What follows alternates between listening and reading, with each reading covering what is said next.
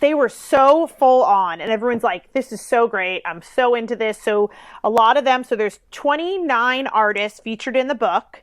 And there's, I think, like 27 different chapters, and each artist shares their journey with their music, with their art, with their personal life, some super obscure facts about them that no one has ever, heard. But the title is The Insides of Artists, written by outsiders, meaning, this is a book about a bunch of misfits, successful misfits though. And that's the main thing, is that we want a child to read this book and say, oh, I can be a successful artist. It's like, yeah, you can.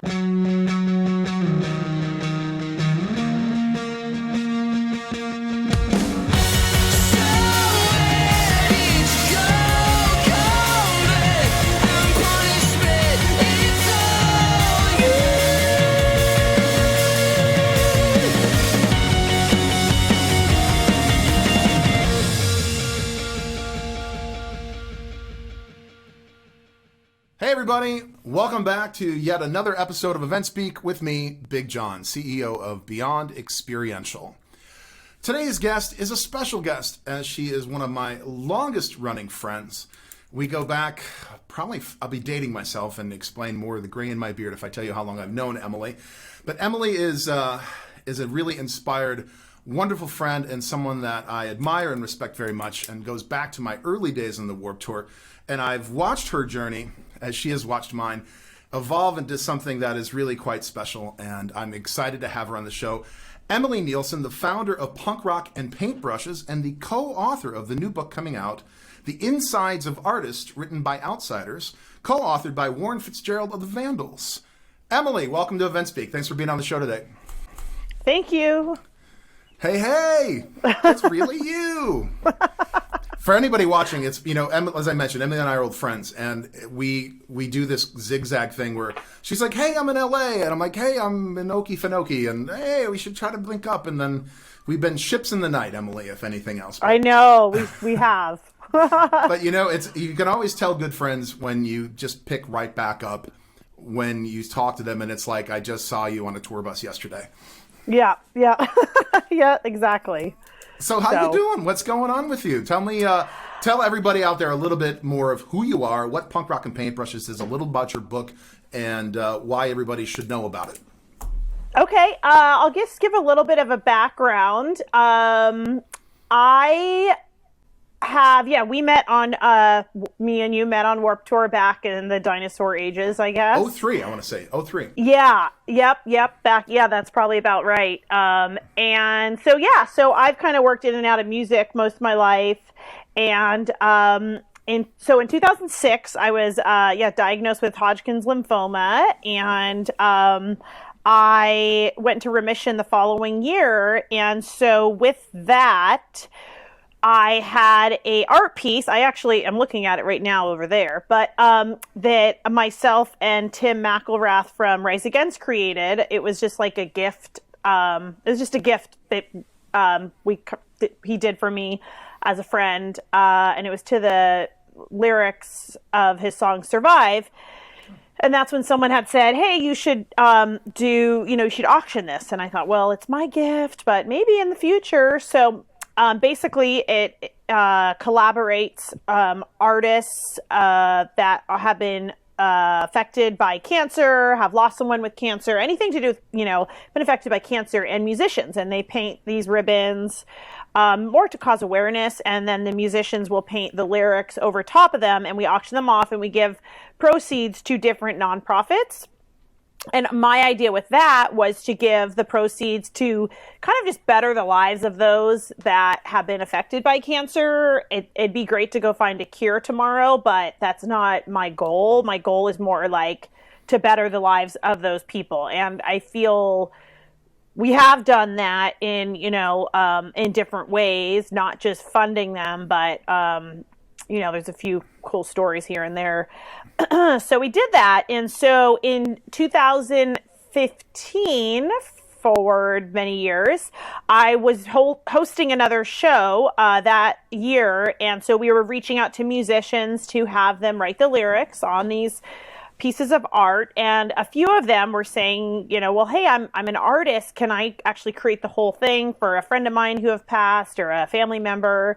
I do art. And it was like, oh, I didn't know they did art. So I said, yeah, sure, why not? So some of these people that created the art pieces, it was like, wow, they're really talented. And like, I never knew they were an artist. And I don't think anyone else knows they're an artist. So it just was an interesting fact I learned. And we had, shortly after, we had a friend's art gallery closing, and I got a call to put together an art show, and I think we had about like 6 days. So that was funny. And we did it. And it was awesome. Nobody there watching could relate to that.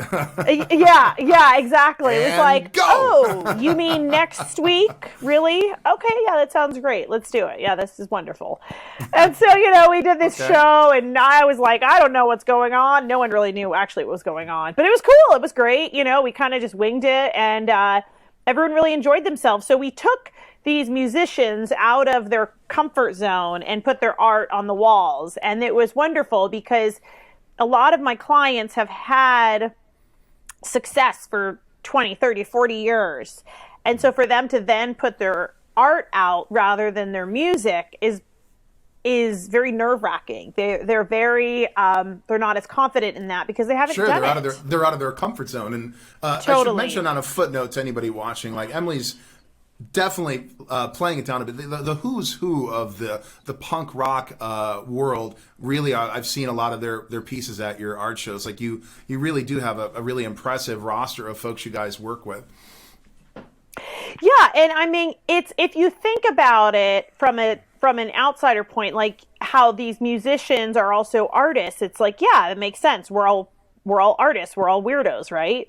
So, but what I've realized is that, we work with like punk rock musicians. It's called Punk Rock and Paintbrushes, but we've worked with an enormous, amount of clients that are from metal to country to hip hop. And it's like, and it's artists a lot. Yeah. And I can't, right now we have we're keeping our roster as it is because I don't want to just keep bringing on new artists. I need to focus on my current clients. Sure. But it's amazing because they kind of lift each other up. Like if I said, let's say from the first show I just kind of mentioned in LA at the gallery closing, if I said to Matt Skiba, hey, do you want to do an art show with just your art? I don't think he would have said yes. But if I said, hey, and, Hunter Bergen, from AFI, he's going to be there too. And Warren Fitzgerald, they're all kind of like, yeah, we can do this together. And they kind of are all, in it together. And so that's what Punk Rock and Paintbrushes has done. They all kind of lift each other up and give each other confidence. Yeah. United the community, if you will. Absolutely. And through the years, I mean, just a small little example is we've worked with a few photographers as well. And we were doing a photo piece for a nonprofit. We were auctioning it, and Jim Lindbergh from Pennywise, his best friend, is a photographer. And so Jim was signing it for me for the show. And so he was signing it, and he kind of stopped and said, hey, I kind of do some art. Maybe we could talk sometime about that. And I was like, oh, you do really? And right. So all of a sudden, Jim has been, having his art in our art shows. And I don't think that would have happened if he didn't get, inspired and motivated by his friends and his peers to go out on the limb. If I had, approached him and said, hey, you want to have a solo art show? He'd be like, absolutely not. That's scary. So, but when he's when he's with his brethren, if you will. Yeah, exactly. So that's the really cool thing about it. And especially in the last year, these artists have so much more time on their hands to create that it's really kind of lifted everything up. So basically, yeah, Punk Rock and Paintbrushes, we started about 6 years ago. So it's pretty new, to be honest, as far as just Punk Rock and Paintbrushes. We started hosting Rock Against Cancer art shows, 15 years ago. But with the Punk Rock and Paintbrushes, we're fairly new. And so we have been, we host gallery shows, which I think you've maybe if I may been interrupt to. you, walk us through what a Punk Rock and Paintbrushes event might look like for someone that's never been to one. Right. So we have two kind of very different style shows. The one is at a gallery, an art gallery. They're all at art galleries, and we feature different artists, whether it's 5 artists or 20 artists, and all of our artists are always present. In the beginning stages of Punk Rock and Paintbrushes, we did a few shows featuring artists that weren't able to make it and whatnot, and that just didn't work because people want to interact with the artist. They want to see the artist. They want to ask them about their art. So that's kind of how we have it. We have, numerous shows. We have our holiday show every year, which is 20 artists or so in Los Angeles, and it's amazing. And then we have, DJ sets by, Noodles always spins some records, and he's not like a per se DJ, but he's so much fun, and we have fun with it. So we have guest DJs at the shows, and the cool part is there's no backstage, there's no VIP, there's no barricade. So when we first started, we'd have kids or fans come, and they kind of will maybe approach me or my staff and say, can I talk to Noodles, or can I talk to Matt Skiba? Or, it's like, yeah, they're right there, and I just was like, wow, that's so trippy that we're in this world that you can't just go chat to them about their art. It's like, no, the kid who's the fan or the art buyer, and then this whomever it is,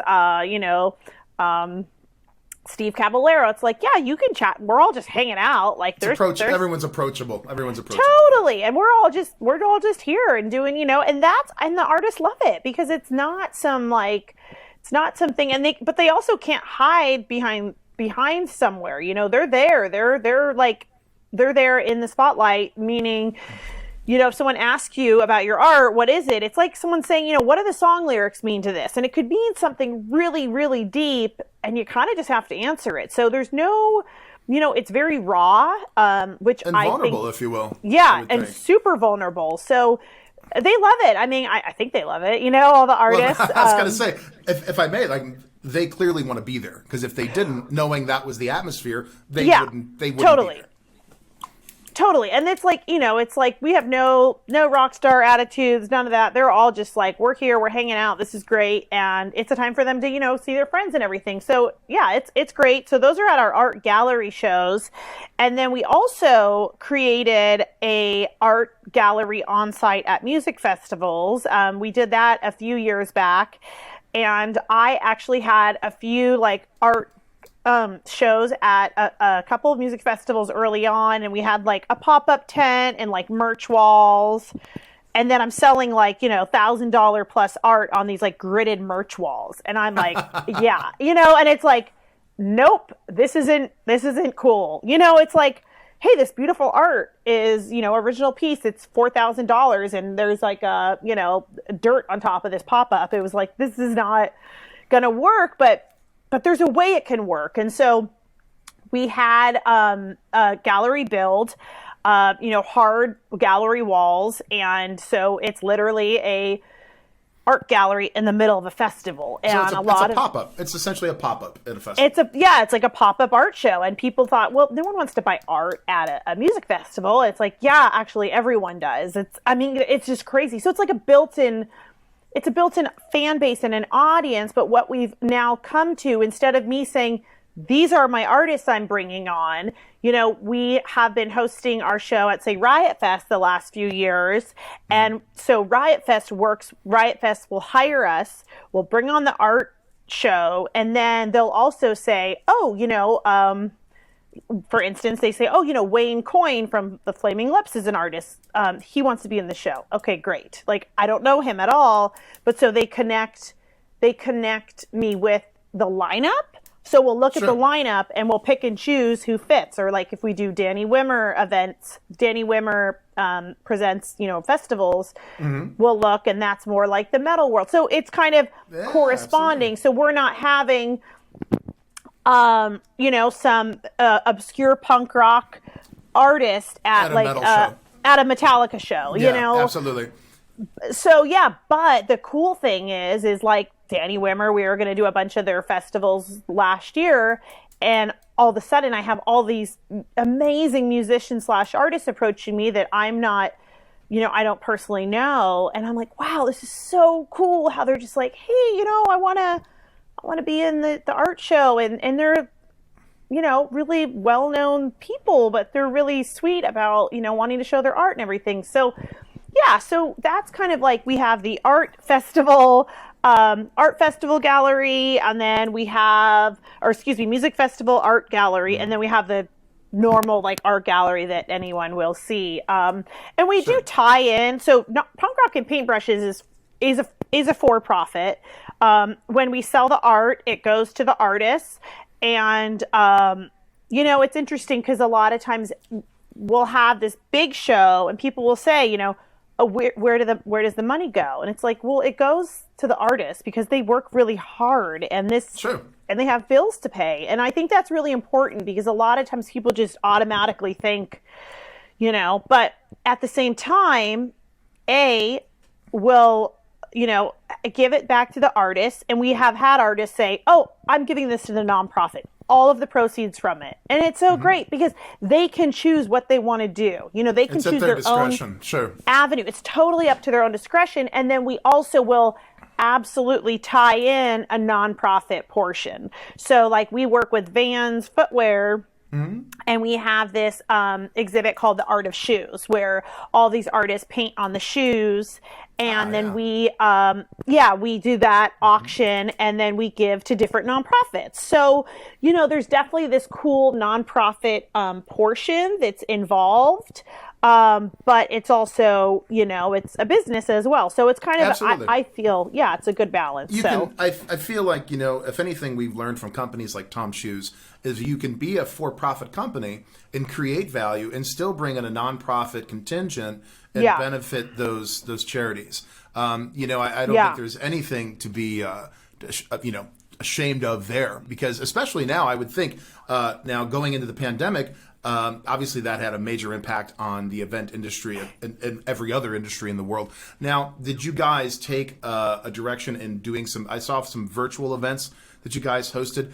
What was the feel of the virtual events? How did this kind of bear for you guys? And do you think you'll still incorporate that into your events moving forward, even when you can do standalone events again? So yeah, that started happening, the virtual events. And as I kind of mentioned, and you already know, I am like barely can turn on a computer. So it was like virtual what? Like what's Zoom, I mean, I don't need to explain to you, but it's like, that's not, I like talking to people. I want to be face to face. So when that happened, it was like, I don't know what I'm going to do. We did this like video virtual show in May last year, and that was pretty cool. It was cool. We did it and it was like, okay, we sold some art.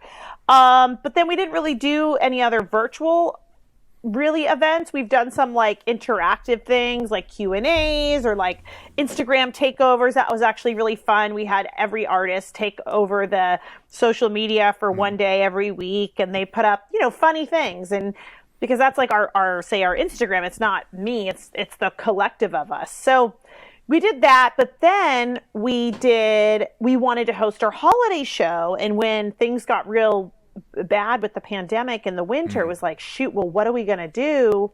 So we actually, if anyone saw it, what we did is our good friend Mike had his big, property in Los Angeles, and he had this tennis court. And we're like, wow, okay, this is awesome. So we built a gallery in the tennis court. It was outside. And instead of having some because people say just do a virtual art show, it's like, okay, well, to build an art show, to hang it, it's a lot of effort. Setting it up in a bedroom or something. No, it's like, and I could be like, hey guys, you want to buy this, Jason Cruz piece? It's great. Or, I was like, I just don't want to do that. So we had this. Fat Mike stepped up and gave you guys his tennis court, basically. Totally. He was like, awesome. Let's do this. It was so great. I mean, we're so grateful he was, he did that for us, and we had the, capacity to do it. It's like we had a tennis court available. That's not the most normal thing. So, so what we did is we had all of the artists show, and we had them physically there, and then we had interviewers. So, again, like Noodles was an interviewer.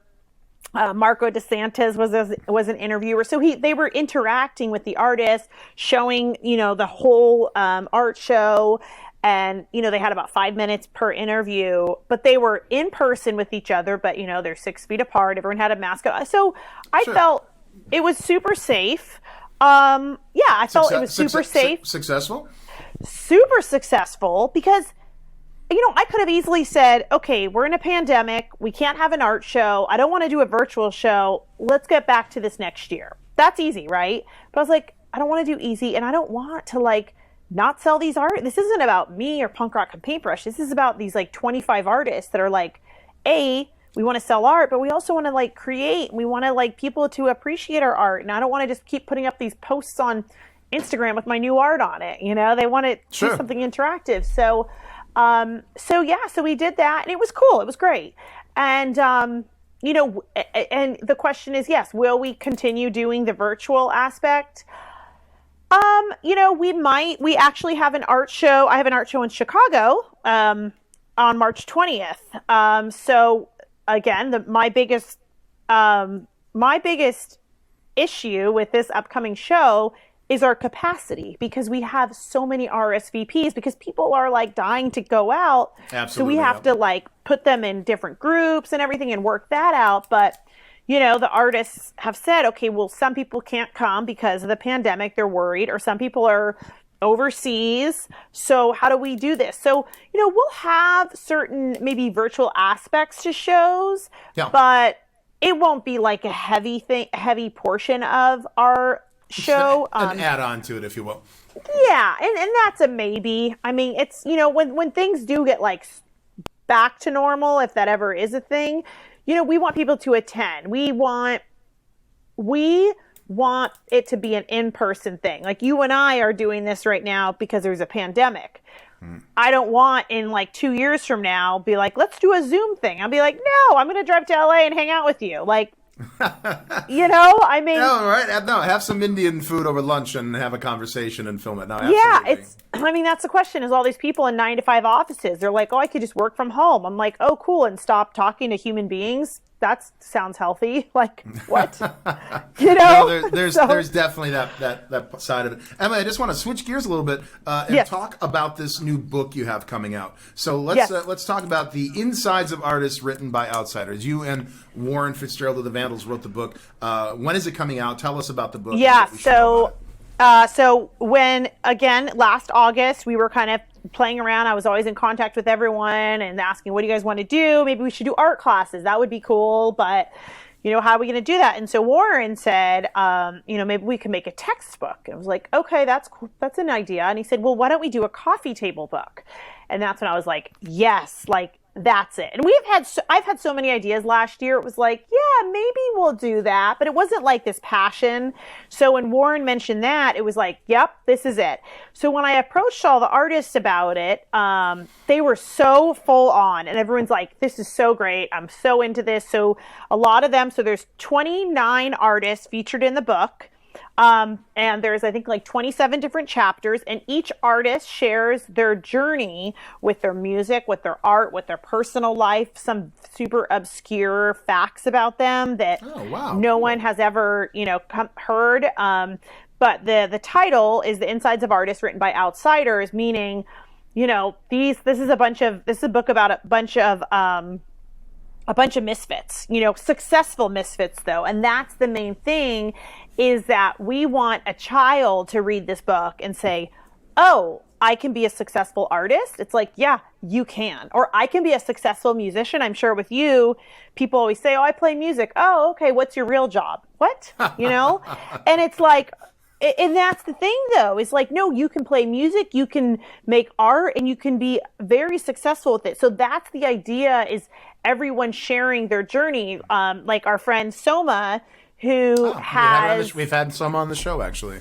Yeah. And so she shares her story about, you know, about her, her work within, you know, when she did dominatrix work, and that, and that intertwines with her art.